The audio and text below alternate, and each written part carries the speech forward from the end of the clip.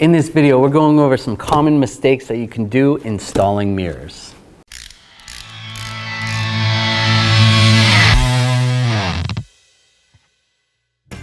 We're going to break this down into 4 different categories: wiring, seals, fasteners, and the glass.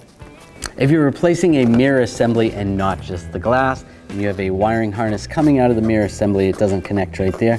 For the most part, on all vehicles, you're going to have to remove the door panel.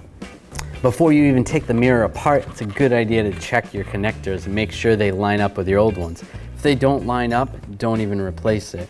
Don't try to cheat and not take the door panel off. If you have that wiring harness there, don't come over here and just try to cut these wires when you put the new mirror on and try to splice in the new wires.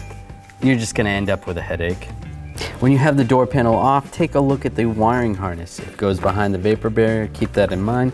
And if there's any fasteners, you want to make sure you re-secure the wiring harness exactly the way it was when you took it off.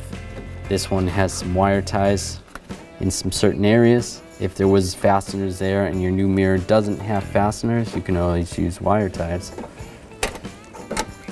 When you have your new mirror, you want to make sure you send the wiring harness through the same way that it came out. And then also make sure all the wires pulled out of the mirror itself. If there's a little too much slack in there, it might get wrapped around the wrong way, or you could get it wrapped around a stud. And when you go to tighten it down, you're going to squish the wires. When you're putting this back together, it's important to have that wiring harness in that same location, and you don't want it around any moving components. Let's say you wrap the wire around this way and went down right there. Then if you went to put the window up and it was wired wrong, you're going to pinch the wire and eventually break the wire, or your window is not going to go all the way up. Even with those wires are routed wrong and it's tightened down, you can't even tell that it's installed wrong. Don't forget to connect the wires, or you're going to be pulling your door panel apart afterwards. Make sure you plug them in to the right locations. Most mirrors have a gasket or a seal to keep out the elements. So if the gasket stays with the vehicle, when you go to put the new mirror on, if it has a gasket, you don't want to double gasket it. Or if you don't have a gasket at all, even on the new mirror, you're going to end up with water getting into the vehicle.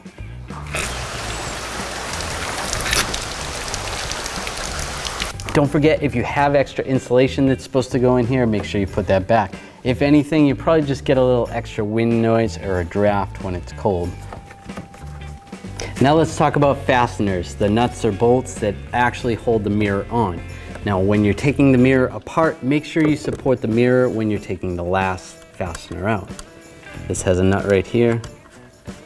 Pull that last nut out, and I'm supporting the mirror. Otherwise, the mirror could just fall. When you get a new mirror, there may already be nuts on here. You want to take those off, otherwise the mirror's not going to fit on properly. And some mirrors have a type of retainer it's going to hold the mirror a little bit so that it doesn't fall. Don't forget to put the nuts on, or the bolts. Some people forget to tighten the bolts down or nuts down, and then the mirror is going to be extremely loose. You're going to notice right away when you're going over bumps.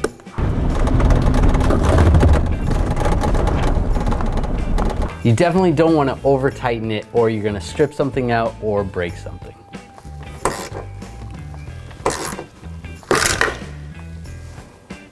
Now we're going to talk about mirror glass. If you just wanted to replace the glass and not the whole assembly, sometimes it's going to be a lot cheaper for you just to do that, but sometimes it's extremely tricky. A good tip for when you're taking the glass off, whether it's cracked or anything, take some masking tape and put it over the glass. You can coat this whole thing in masking tape.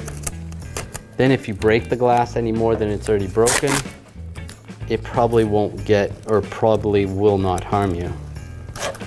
Then also, it's a lot easier to clean it up. Nothing was going to spill on the ground or anything.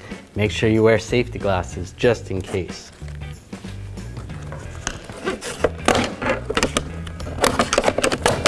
Now these all come off different. Sometimes they pry off just like that using a screwdriver, or sometimes they actually slide up.